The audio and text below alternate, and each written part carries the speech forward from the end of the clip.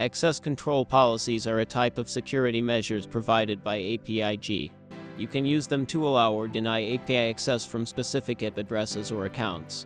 This video demonstrates how to create an access control policy on APIG to deny API access from a specific IP address. Before creating such a policy, ensure that you have created an API and published it in an environment.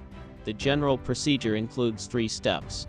First, create an access control policy. Second, bind the policy to the API. Third, verify the policy. Ensure that the created API has been published.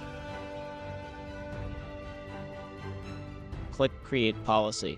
In the Traditional Policies area, click Access Control, enter the policy name, set type to IP address, effect to deny, and enter the IP address. Click OK. Next, we can bind the policy to one or more APIs.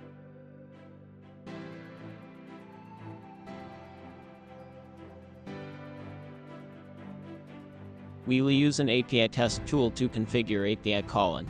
If the API fails to be called, access from the IP address is denied. If we unbind the access control policy from the API,